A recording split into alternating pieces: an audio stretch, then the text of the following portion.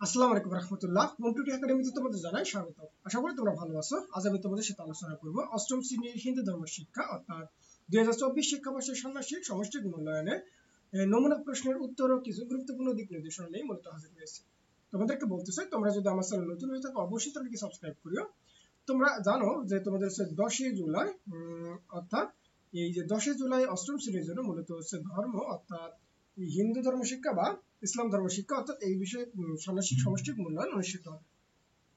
আর তোমরা জানো যে যেদিন তোমাদের পরীক্ষা হয় তার আগের রাতে অর্থাৎ সন্ধ্যা 7টার পরে মূলত হচ্ছে তোমাদের জন্য কোশ্চেন দেওয়া হয় এবং এই কোশ্চেন পাওয়ার পর আমরা চেষ্টা করব যে এই উত্তর এবং এই কোশ্চেন সহ আমার চ্যানেলে আপলোড করা।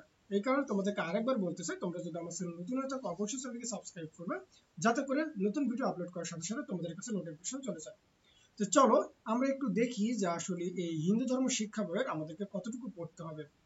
আমাদের বোর্ড থেকে নির্দেশনা দেওয়া আছে কতটুকু, যে পাঠ্যপুস্তকের পৃষ্ঠা 1 থেকে পৃষ্ঠা মূলত কত হচ্ছে ওই যে 59 পর্যন্ত পড়তে হবে। তাহলে এখানে দেখো প্রথম অধ্যায়ে প্রথম পরিচ্ছেদ আছে, প্রথম পরিচ্ছেদ, তারপর হচ্ছে দ্বিতীয় পরিচ্ছেদ, তারপরে দ্বিতীয় অধ্যায়ের মধ্যে আছে মূলত হচ্ছে প্রথম পরিচ্ছেদ যেমন হচ্ছে যোগাসন, দ্বিতীয় পরিচ্ছেদ ধর্মাচার ও পূজা অর্চনা, আর মূলত হচ্ছে তৃতীয় পরিচ্ছেদ বা হচ্ছে তীর্থক্ষেত্র। অর্থাৎ এই কয়েকটা বিষয় অর্থাৎ তোমাকে প্রথম অধ্যায় ও দ্বিতীয় অধ্যায় খুব ভালোভাবে পড়তে হবে। তাহলে তোমরা এই পাঠ্যপুস্তক থেকে তোমরা কি কি করবে, তোমাদের যে একক কাজ, দলীয় কাজ এবং কিছু শখ পূরণ রয়েছে এগুলো অবশ্যই ভালো করে পড়বা, কেননা এগুলোর মধ্যে তোমাদের পরীক্ষা চলে আসবে। চলো তোমাদের কিছু এই প্রথম এবং দ্বিতীয় অধ্যায়ের উপর কিছু গুরুত্বপূর্ণ নমুনা প্রশ্ন দেখায় যেগুলো তোমাদের পরীক্ষার জন্য খুবই গুরুত্বপূর্ণ। তাহলে আমরা সর্বপ্রথম একটা নমুনা প্রশ্ন হিসেবে এখানে নিতে পারি কি, যে তোমরা প্রত্যেককে ব্রহ্ম সম্পর্কে কয়েকটি করে বাক্য লেখো। তারপর নমুনা উত্তর আমরা কি বলতে পারি, যে তিনি সর্বত্র বিরাজমান রয়েছেন এবং ব্রহ্ম মুহূর্তের মধ্যে একত্র হয়ে আছে এবং ব্রহ্মানন্দ থেকে পঞ্চভূতের সৃষ্টি হয়েছে। তারপর ও শব্দ ব্রহ্মের পথিক বলা হয়। তারপর ব্রহ্ম সকল জীবের পরিচালনা ও নিয়ন্ত্রণ করেন এবং ব্রহ্মকে কোনো উপাধিতে ভূষিত করা যায় না। তারপরে তিনি অন্তহীন এবং ব্রহ্মাণ্ড জুড়েই বিরাজমান। এইবার তারপরে আমরা একটা নমুনা প্রশ্ন হিসেবে নিতে পারি যে ব্রহ্মজ্ঞান লাভের উপায় কি এবং হিন্দু ধর্মের সাধনায় কয়টি পাথের কথা উল্লেখ আছে এবং আলোচনা করো। তাহলে আমরা নমুনা উত্তর হিসেবে কি বলতে পারি, যে ব্রহ্মজ্ঞান লাভের উপায় হলো সাধনা। তাহলে জ্যোতির্ময় পুরাণ পুরুষ হচ্ছেন ব্রহ্ম এবং ব্রহ্মকে না জানা পর্যন্ত মুক্তির কোনো উপায় নাই এবং এই জন্য ব্রহ্মাকে জানতে হলে সাধনার মাধ্যমে ব্রহ্মজ্ঞান লাভ করতে হবে। এবং হিন্দু ধর্মের সাধনায় 3টি পথের কথা বলা হয়েছে এবং পথগুলো হলো কোনগুলো, তার মানে আমরা যদি এখানে দেখি যে হচ্ছে বৈরাগ্য সাধনা, অর্থাৎ কোনো কিছুর প্রতি আসক্ত না হয়ে কেবল ঈশ্বরের সন্তুষ্টির জন্য কাজ করে এবং যিনি বৈরাগ্য সাধনা করেন তিনি বিশ্বাস করেন যে ঈশ্বর আমার সব দায়িত্ব নিয়েছেন এবং আমার আর ঈশ্বরের সত্তার মাঝে কোনো পার্থক্য নেই। তারপরে যোগাভ্যাস, অর্থাৎ যোগের অভ্যাস হচ্ছে যোগাভ্যাস এবং যোগ শব্দের অর্থ হচ্ছে যুক্ত হওয়া। এখানে যোগাভ্যাস অর্থ হচ্ছে পরমেশ্বরের সঙ্গে যুক্ত হওয়া অর্থাৎ তার সান্নিধ্য লাভ এবং যোগের অর্থ পরমেশ্বরের সান্নিধ্য লাভ, অর্থাৎ যোগাভ্যাস করার জন্য কিছু প্রক্রিয়া অনুসরণ করা হয় বা সংযম নিয়ম। তারপরে আরেকটা আছে মূলত হচ্ছে কি ভক্তি, অর্থাৎ পরমেশ্বরের প্রতি ভালোবাসাকে ধর্মশাস্ত্রে বলা হয়েছে। ভক্তি আত্মীয় পরিজনের প্রতি ভালোবাসার ঊর্ধ্বে ভগবানের প্রতি এই ভালোবাসা এবং ভক্ত এখানে ঈশ্বরকে খুব কাছের এবং আপন বলে ভাবে। ভাবতে ভাবতে তিনি সবকিছুতে ঈশ্বরের অস্তিত্ব দেখতে পান এবং নানা রকম পূজা পার্বণ ধ্যান মন্ত্র ইত্যাদি সমন্বয় এই সাধনা তৈরি হয়েছে। তাহলে আশা করি বুঝতে পারছো।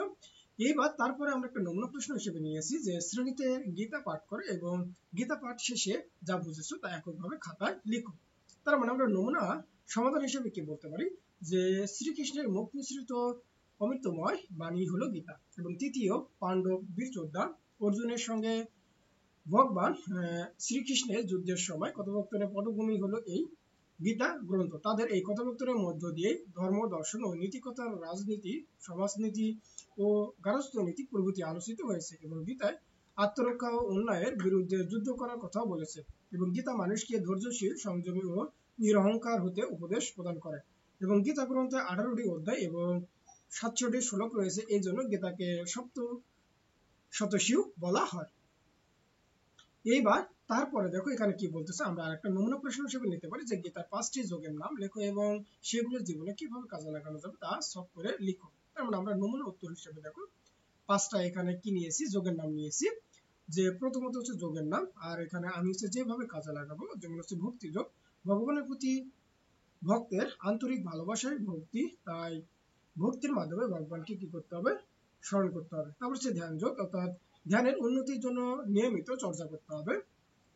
তারপরে মূলত হচ্ছে কর্মযোগ, অহংবোধ ত্যাগ করে জ্ঞান অর্জনের মাধ্যমে কাজ করতে হবে।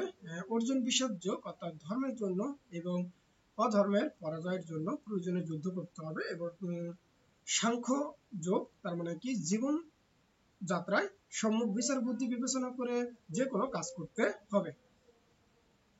তারপরে মূলত আমরা পরবর্তীতে আরেকটা নমুনা প্রশ্ন হিসেবে নিতে পারি যে গীতায় দেওয়া ভগবান শ্রীকৃষ্ণের উপদেশগুলোর আলোকে দলগতভাবে একটি নাটিকা তৈরি করো এবং উপস্থাপন করো।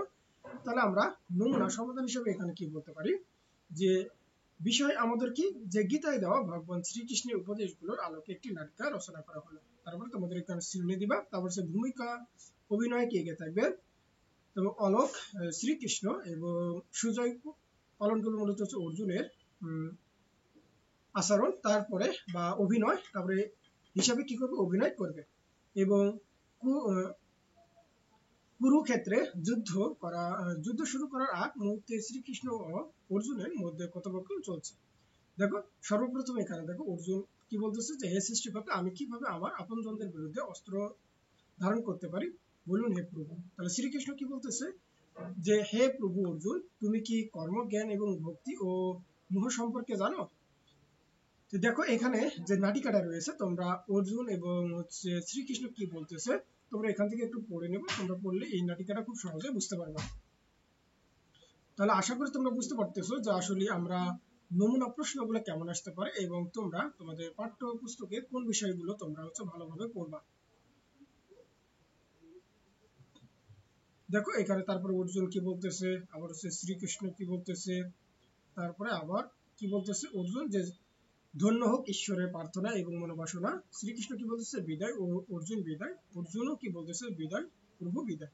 তাহলে আশা করি তোমরা বুঝতে পারছো যে এখানে নমুনা প্রশ্নগুলো কেমন হবে, এবং অবশ্যই এই নমুনা প্রশ্নগুলো তোমাদের জন্য খুবই গুরুত্বপূর্ণ, তোমরা একটু ভালোভাবে দেখবা। তাহলে আজকের মতো এই পর্যন্তই, তোমরা সকলে ভালো থাকবে, সুস্থ থাকবে, আল্লাহ হাফেজ।